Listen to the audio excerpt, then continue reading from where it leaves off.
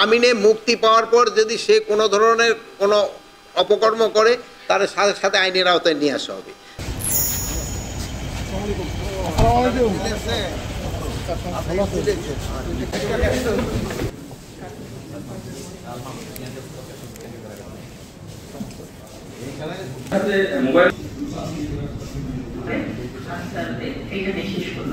জামিনে মুক্তি পাওয়ার পর যদি সে কোনো ধরনের কোনো অপকর্ম করে তার সাথে সাথে আইনের আওতায় নিয়ে আসা হবে।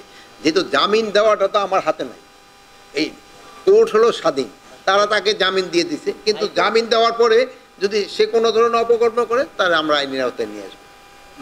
পুলিশের সংখ্যা আপনি যেটা বলছেন এটা সত্যি কথা বলছেন, আমরা কিছু রিক্রুট করা হইতেছে এই পয়েন্টটা, প্লাস আমরা এক্সট্রা পুলিশ কিন্তু এখানে দিয়ে রাখছি, প্রায় 900 মতো এইভাবে দেওয়া আছে না, 650 দেওয়া আছে।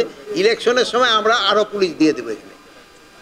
আমি একটু বলি যে আপনারা এই পার্শ্ববর্তী দেশ অনেক সময় অনেক গুজব রটায়, কিন্তু আপনাকে ওই জন্য অনেক অনেক ধন্যবাদ। আপনারা সত্যি ঘটনাটা প্রকাশ করার পরে পার্শ্ববর্তী দেশের গুজব কিন্তু অনেক কমে গেছে। আপনারা সত্যি ঘটনাটা প্রকাশ করে দিবেন এবং যে পার্শ্ববর্তী দেশ যাতে মিথ্যা রটায় এটার আপনারা সবচেয়ে কিন্তু মেইন মাধ্যম প্রতিহত করার।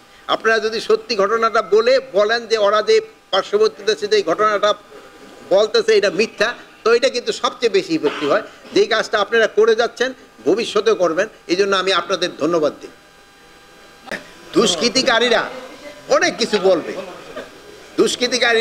কিছু বলবে, আমরা দুষ্কৃতিকারীদের যেন কোনো কার্যক্রম যেন তারা চালাতে না পারে ওই জন্য যত ধরনের ব্যবস্থা আমরা নিব।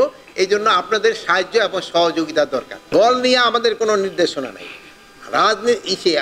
ইসের ক্ষেত্রে হলো, নির্বাচনের ক্ষেত্রে হলো কতগুলি ফ্যাক্টর আছে। যেমন একটা হলো মেইন ফ্যাক্টর হলো জনগণ যেসব নির্বাচনমুখী হয়ে যাবে সেই সময় অনেকেই চেষ্টা করলেও কিন্তু কিছু করতে পারবে না। তারপর হলো এই যারা নির্বাচনে অংশগ্রহণ করবে এই পার্টিগুলি, তাদেরও কিন্তু একটা বিরাট কাজ রয়ে গেছে এই আইন শৃঙ্খলা রক্ষা করার জন্য। তারপরে আমাদের রয়ে গেছে ইলেকশন কমিশন, তাদের একটা বড় ধরনের কাজ রয়ে গেছে।